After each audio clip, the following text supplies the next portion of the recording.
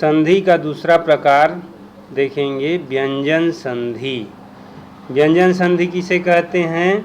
व्यंजन के बाद व्यंजन अथवा स्वर आने पर इनके मेल से विकार उत्पन्न होता है, उसे व्यंजन संधि कहते हैं। उदाहरण, जगत धन्नाथ। यहाँ त के बाद हलंत है, और जब भी ये हलंत रहेगा किसी भी शब्द में तो समझेंगे कि ये व्यंजन संधि है।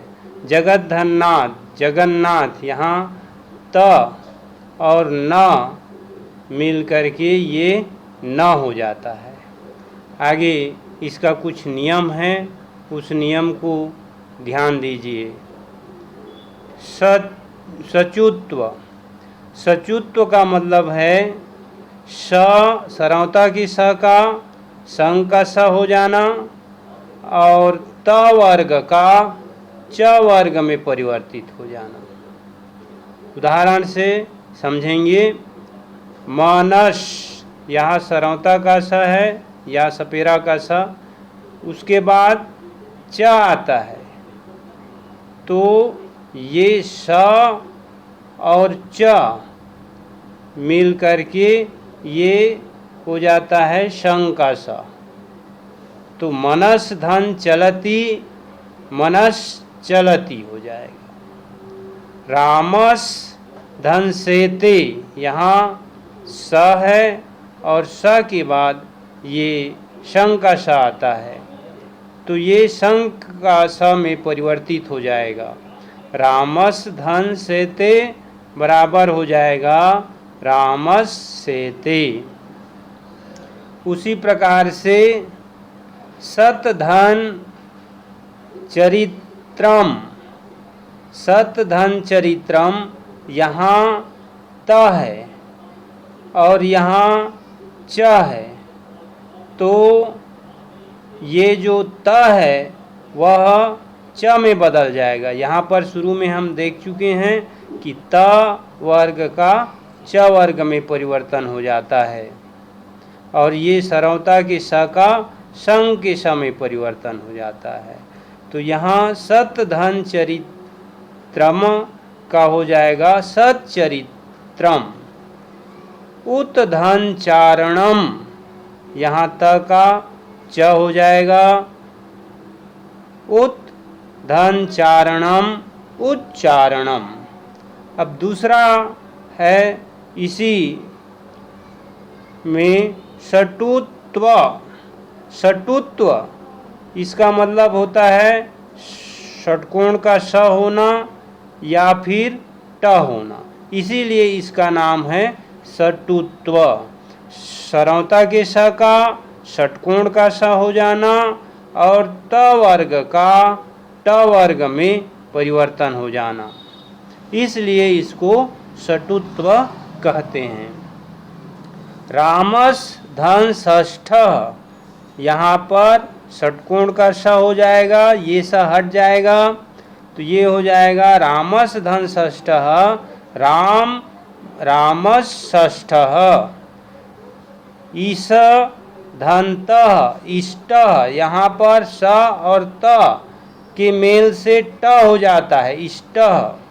उसी प्रकार तत् धन टीका, त के बाद अगर ट है तो त और ट मिल करके ट बन जाता है। तत् टीकाह बराबर हो जाएगा तट टीकाह। अब आगे तीसरा नियम है इसमें जसत्व। जसत्व में पद के अंत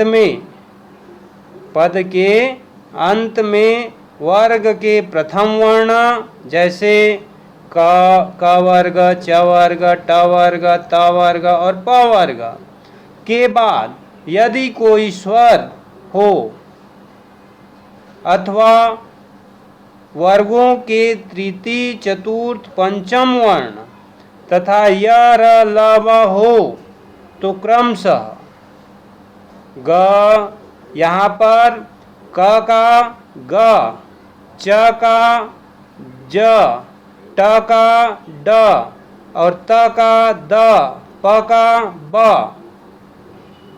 तीसरा वर्ण में परिवर्तन हो जाता है। उदाहरण से समझेंगे। वाक धन ईसह, ये क के बाद ही अगर ये स्वर आया है ई, तो क और ई स्वर मिल करके हो जाएगा क का तीसरा वर्ण। क वर्ग का तीसरा वर्ण ग होता है। क ख ग घ अंगा, तो ग तीसरा नंबर में आता है, इसलिए क का यहाँ पर ग हो गया। वाक धन ईसह वागीसह।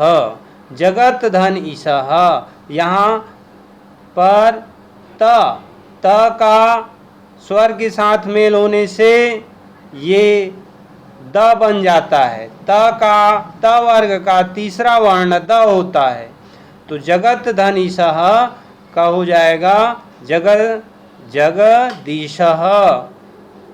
मरुत धन वहति, मरुद वहतिः। बुद्ध धन धीः बुद्धिः। इस प्रकार से आगे चौथा इसका नियम है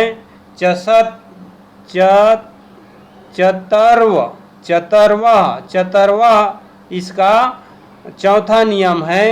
वर्गों के तृतीय वर्ण के बाद यदि वर्ग का प्रथम और द्वितीय वर्ण एवं श हो, तो तृतीय वर्ण अपने वर्ग का प्रथम वर्ण में हो जाता है। उदाहरण देखेंगे। दिक् धन पालः बराबर हो जाएगा दिक्पालः। यहाँ पर दिक्पालः, यहाँ पर चतर्वः सिद्धांत के अनुसार ये जो वर्ण है ग है, वह अपने पहले वर्ण में बदल जाता है, ग का क हो जाता है। दिक् धन पालः दिक्पालः। आगे देखेंगे। यहाँ सद धनकारः, सद धनकारः, ये द का पहला वर्ण हो जाएगा त, तो ये हो जाएगा सत्कारः। आगे देखेंगे अनुस्वार। अनुस्वार म से न, म और न के बाद व्यंजन आए तो अनुस्वार अम हो जाता है। उदाहरण के लिए सम धन हार संहार, ये अनुसार अम की मात्रा हो जाता है। सम धन योग संयोग, और यशगान धनसी यशांशी। आगे नियम देखेंगे आगे वीडियो में।